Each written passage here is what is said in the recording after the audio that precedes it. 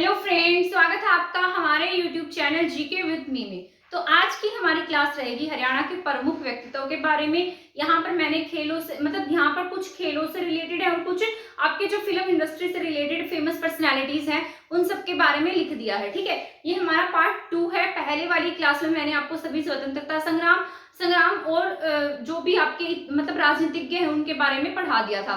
यहाँ पर भी मैंने मिक्सिंग तरीके से लिख दिया है ताकि आपके यहाँ पर जितने भी पॉइंट्स हैं वो कंसेप्ट जो है वो यहाँ पर क्लियर हो सके और यहाँ पर इसको कंप्लीट तरीके से मैं आपको पढ़ा सकूं। ठीक है, यहाँ मैंने लिखा है राव बीरेंद्र सिंह। राव बीरेंद्र सिंह जो है इनका जन्म रेवाड़ी में हुआ था और ये हमारे हरियाणा विधानसभा के दूसरे स्पीकर बने थे। प्रथम पुरुष स्पीकर भी यही थे। क्या थे? प्रथम पुरुष स्पीकर पूछेगा तो भी यही थे और वैसे सेकंड स्पीकर पूछेगा तो भी यही थे। पहले कौन थी? शन्नो देवी थी। ठीक है, और इन्होंने विशाल हरियाणा पार्टी का क्या किया था? गठन किया था और ये हरियाणा के पहले गैर कांग्रेसी सीएम थे। वैसे तो आपके हरियाणा के दूसरे नंबर के सीएम राव बीरेंद्र सिंह है, पर ये क्या थे? गैर कांग्रेसी थे, कांग्रेस से नहीं थे। पहले कौन थे? पंडित भगवत दयाल शर्मा थे। ये इलेक्टेड भी थे। ठीक है, तो ये विधानसभा स्पीकर रहे हैं। हरियाणा के पहले गैर कांग्रेसी क्या रहे? सीएम रहे। पंजाब सरकार में उप मंत्री के पद पर भी रह चुके हैं और 1967 में जब ये बने थे तो इनके बनने के कुछ महीनों के बाद में ही हरियाणा में क्या लग गया? राष्ट्रपति शासन लग गया था। तो आपको ये सभी पॉइंट्स इनसे रिलेटेड जो है वो याद रखने हैं। और एक रिसेंट का टॉपिक भी मैं आपको बता देती हूँ। राव बीरेंद्र सिंह के नाम पर ही वजीराबाद गुरुग्राम में एक क्या बनेगा? मल्टीपर्पज हॉल भी इन्हीं के नाम पर बनाया जाएगा, तो आपको याद रख लेना है। इसके बाद है लेखराम। लेखराम जो है इनका जन्म फतेहाबाद के ढींगसरा गांव में हुआ था और इन्होंने बम बनाया था। ठीक है, बम को बनाने की जो सामग्री थी और जितना भी काम था ना वो सभी इन्होंने कहां पर किया? रोहतक में किया था, क्योंकि लॉर्ड इरविन जो था उसकी गाड़ी को बम से उड़ाना चाहते थे पर उसमें थोड़े असफल रह गए थे। पर इन्होंने वहां पर जाकर बम वगैरह तो फिट वहां रख दिया था। वो उसकी अच्छी किस्मत थी कि लॉर्ड इरविन वहां से बच निकला। ठीक है, तो इनकी जो बग्घी थी ना उसको उड़ाने का इसने क्या किया? काम किया था इन्होंने, लेखराम जी ने। और लेखराम हमारे हरियाणा से बिलोंग करते थे। ठीक है, तो ये भी इनके बारे में आपको याद रखना है। इसके बाद मैंने लिखा है हेमचंद्र। ठीक है, इनके बारे में तो आप सभी जानते हैं, ये दिल्ली की गद्दी पर बैठने वाले अंतिम हिंदू सम्राट थे। ठीक है, और रेवाड़ी से बिलोंग करते थे, रेवाड़ी के रहने वाले थे। और आप सभी जानते हैं इनके बीच में और अकबर के बीच में पानीपत की दूसरी लड़ाई हुई थी। ठीक है, तो 5 नवंबर 1556 को पानीपत की दूसरी लड़ाई इन्हीं के समय में हुई। ठीक है, बाद में जो बैरम खान था जो अकबर का संरक्षक था उसने क्या किया? ये हाथी पर बैठकर लड़ रहे थे और एकदम से इनकी आंख में ना तीर चला गया और आंख में तीर जाने की वजह से ये उस पर से नीचे गिर गए और नीचे गिरते बैरम खान ने इनका गला काट दिया और वहीं पर इनकी डेथ हो गई। ठीक है, और ये क्या थे? अंतिम हिंदू सम्राट थे। पानीपत की दूसरी लड़ाई अकबर के बीच में और हेमू के बीच में हुई थी। बाद में अकबर क्या बन गया था? बादशाह बन गया था। ठीक है, इसके बाद में बलवंत राय तायल, ये भी आपके बाद मैंने लिखा है बलवंत राय तायल। ठीक है, बलवंत राय तायल वैसे तो पंजाब में जन्मे थे। जब हमारा पंजाब और हरियाणा क्या था, एक था, तो वहां के पटियाला जो इलाका है वहां पर ये पैदा हुए थे। पर 1918 में इनका जन्म हुआ। बाद में जब हरियाणा और पंजाब अलग हुए तो हरियाणा की राजनीति में सक्रिय रूप से इन्होंने भूमिका निभाई। ठीक है, 1977 में जनता पार्टी की तरफ से विधानसभा के सदस्य बने और ये 1979 में भजन लाल की सरकार में क्या रह चुके हैं? वित्त मंत्री भी रह चुके हैं। इसलिए हमारा इनके बारे में जानना जरूरी है और ये क्या है? हमारा इंपोर्टेंट है। ठीक है, तो बलवंत राय तायल ये क्या है? पंजाब में पैदा हुए हैं और जनता पार्टी की तरफ से 1977 में क्या बने? विधानसभा के सदस्य बने हैं और बाद में ये भजन लाल की सरकार में क्या रहे हैं? वित्त मंत्री भी रह चुके हैं। ठीक है, इसके बाद है चांदबाई, बहुत इंपॉर्टेंट है, मैंने आपको बताया भी था चांदबाई के बारे में। चांदबाई क्या है? प्रथम महिला सत्याग्रही है। क्या है? प्रथम महिला सत्याग्रही। और कहां से बिलोंग करती है? सिरसा की रहने वाली थी। और प्रथम पुरुष सत्याग्रही पूछेगा तो कौन थे? आपके लाला मुरलीधर जी थे। कौन थे? लाला मुरलीधर। ये क्या थे? प्रथम सत्याग्रही, पुरुष सत्याग्रही थे। ये महिला सत्याग्रही है। क्या नाम है इनका? चांदबाई। इसके बाद मैंने लिखा है चंद्रावती। चंद्रावती जो है ये पहली महिला एमपी है। हरियाणा से क्या है? पहली महिला एमपी है।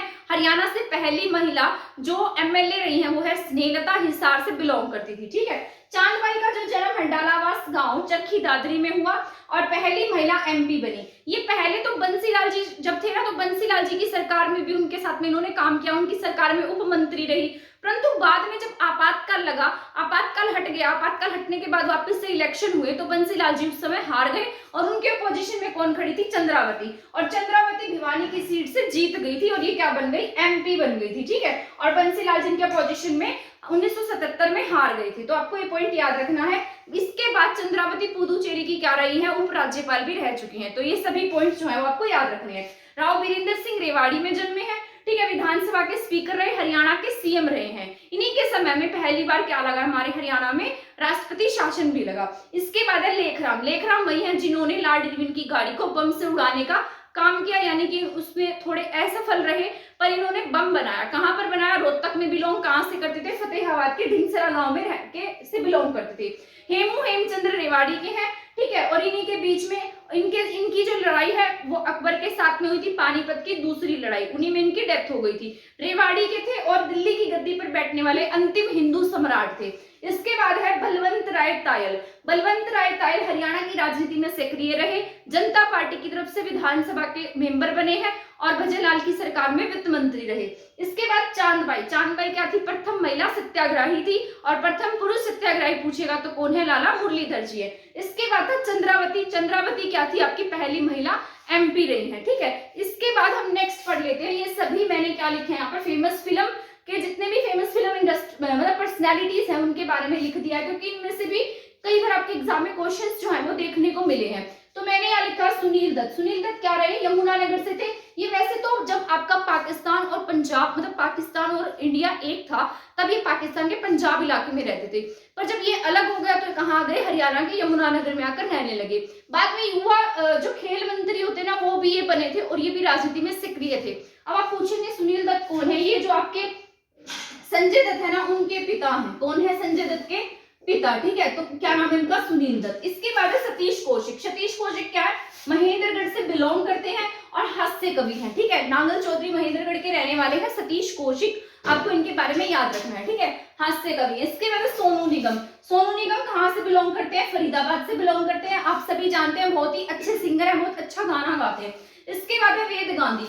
वेद गांधी रिफ्यूजी इसके बाद मैंने लिखा है वेद गांधी बहुत इंपॉर्टेंट है, यमुनानगर से बिलोंग करते हैं और इतनी अच्छी एक्टिंग मतलब ये करते थे, बहुत अच्छे थे, ठीक है। अभिनय की दुनिया में बहुत अच्छा काम किया, इसलिए इन्हें कौन सा पुरस्कार दिया गया, दादा साहब फाल्के पुरस्कार से इन्हें सम्मानित किया गया। कहाँ से बिलोंग करते हैं ये, यमुनानगर से। और कौन सा पुरस्कार मिला है इन्हें, दादा साहब फाल्के। इसके बाद पूजा बत्रा है, रोहतक से बिलोंग करती है। परिणीति चोपड़ा आप सभी जानते हैं, अंबाला से, ठीक है। और आपके यहाँ पर क्या बनाई गई थी, बेटी बचाओ बेटी पढ़ाओ की ब्रांड एम्बेसडर भी बनी थी। बेटी बचाओ बेटी पढ़ाओ जो आपके 22 जनवरी 2015 को जिसकी शुरुआत कहां से की गई, पानीपत से की गई, जहां पर आपके पीएम आए थे, माधुरी दीक्षित थी, परिणीति चोपड़ा थी। तो ये सभी हस्तियां जो थी ना वो यहाँ पर मौजूद थी। तो परिणीति चोपड़ा कहां से बिलोंग करती है, अंबाला से। इसके बाद है ऋचा शर्मा। ऋचा शर्मा कहां से बिलोंग करती है, फरीदाबाद से। जूही चावला कहाँ की रहने वाली है, अंबाला की। जोहराबाई, ये बहुत इंपॉर्टेंट है, बहुत बार एग्जाम में पूछा गया है ना। तो जोहराबाई अंबाले वाली, इसको हमने कैसे याद किया हुआ, जोहराबाई अंबाले वाली किस क्षेत्र से संबंधित है, तो ये संगीत से संबंधित है, बहुत अच्छा गाना गाती है, ठीक है। इसके बाद रणदीप हुड्डा, इनके बारे में तो आप सभी ही जानते हैं, कहाँ से बिलोंग करते हैं, रोहतक के रहने वाले और फिल्म इंडस्ट्री में इनका बहुत बड़ा नाम भी है, ठीक है। इसके बाद है मास्टर चंदगीराम, ये इंपॉर्टेंट है। मास्टर चंदगीराम जो मतलब जो इन्होंने क्या जीता, मास्टर चंदगीराम क्या है, एशियन गोल्ड में क्या एशियन गेम्स जो हुए थे 1970 में उसमें गोल्ड लेकर आए थे, ठीक है। अर्जुन अवार्ड से सम्मानित किया गया, पद्मश्री से, हिंद केसरी से, भीम पुरस्कार से सम्मानित है कौन, मास्टर चंदगीराम। इसके बाद मैंने लिखा है और फिल्म इंडस्ट्री में भी इन्होंने बहुत काम किया है। इसके बाद है मेघना मलिक और मीमांसा मलिक। मेघना मलिक और मीमांसा मलिक दोनों बहनें हैं, सोनीपत से बिलोंग करती है। मेघना मलिक जो है ना ये एक्टिंग करियर में मतलब इन्होंने ये एक्टिंग करियर में आगे हैं और मीमांसा मलिक क्या है, न्यूज एंकर है और कहाँ की रहने वाली है, सोनीपत की है। ओमपुरी, इसके बाद मैंने लिखा ओमपुरी, ओमपुरी भी कहाँ से, अंबाला से है, ठीक है।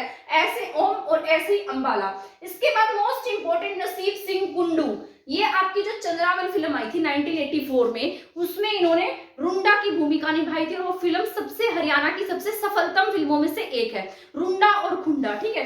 रुंडा कौन थे, नसीब सिंह कुंडू, नसीब सिंह कुंडू को क्या कहते हैं, रुंडा, ठीक है। और चंद्रावन फिल्म 1984 में इन्होंने रुंडा की भूमिका निभाई। कहाँ से बिलोंग करते हैं, रोहतक के रहने वाले हैं, ठीक है। रैसे रुंडा रैसे रोहतक, ऐसे याद करना, रुंडा कहाँ से थे, रोहतक से, नसीब सिंह कुंडू। इसके बाद है सुनील ग्रोवर, सुनील ग्रोवर जो गुत्थी का किरदार नहीं निभाता था कपिल शर्मा के शो में, वो कहाँ से बिलोंग करते हैं, मंडी डबवाली, सिरसा के रहने वाले, बहुत ही उम्दा कलाकार है, ठीक है। इसके बाद है यशपाल शर्मा। यशपाल शर्मा आपके हिसार से बिलोंग करते थे और गंगा जल जैसी फिल्मों में इन्होंने काम किया, बहुत बड़ा नाम है इनका फिल्म इंडस्ट्री में। इसके बाद मल्लिका शेरावत, हिसार, कोई कहता कि मोट गांव की रहने वाली है, हिसार की रहने वाली है। इसके बाद है Dariyab Singh Malik. Most most most important question है ये आपका।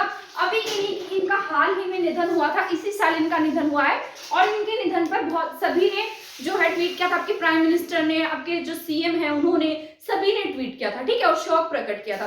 तो ये इनका नाम है दरियाब सिंह मलिक। अभी हाल ही में इनकी डेथ हुई है, 84 या 85 की एज के थे ये। इसके आसपास से पानीपत के उगरा खेड़ी गांव के रहने वाले थे। कहाँ के रहने वाले थे?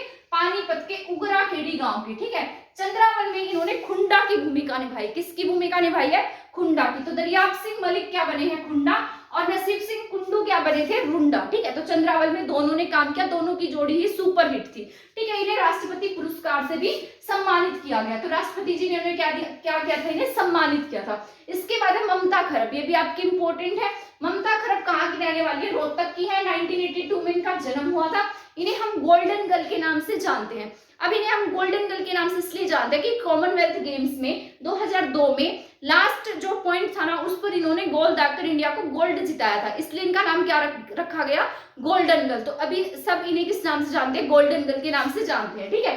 तो आपको याद रखना है। ये हॉकी टीम की कैप्टन भी रह चुकी हैं। इसके बाद है पंडित जसराज। पंडित जसराज जी का भी मतलब 1-2 साल पहले ही निधन हो गया है। कोरोना के समय में इनका निधन हुआ था। पीली मंडोरी फतेहाबाद के रहने वाले थे। शास्त्रीय संगीत में इन्होंने बहुत अधिक प्रसिद्धि प्राप्त की। मेवाती घराने से थे। कौन सा घराना था इनका? मेवाती घराना, ठीक है। और इन्हें बहुत सारे पुरस्कारों से सम्मानित किया गया। पद्मश्री, पद्म विभूषण पुरस्कार से सम्मानित किया गया। ना जाने संगीत में इन्हें कितने सारे पुरस्कार मिले हैं, ठीक है। कौन है ये? पंडित जसराज। इन्हीं के मतलब जब ये इनकी डेथ हो गई तो हमने स्पेस में इनके नाम पर एक जो छोटा उपग्रह होता है उसका नाम इनके नाम पर रखा है, ठीक है। इसके बाद है विजेंद्र सिंह। विजेंद्र सिंह भी इंपॉर्टेंट है। ये आपके भिवानी में जन्मे थे।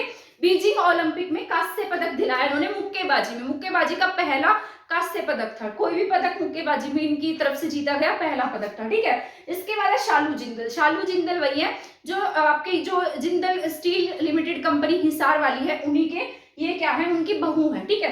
तो ये हिसार की रहने वाली है और कुचिपुड़ी नृत्य, शास्त्रीय नृत्य में इन्होंने मतलब बहुत अधिक प्रसिद्धि प्राप्त की है। तो शालू जिंदल को हम हिसार में पढ़ते हैं, ठीक है। इसके बाद उषा शर्मा भी हिसार से है।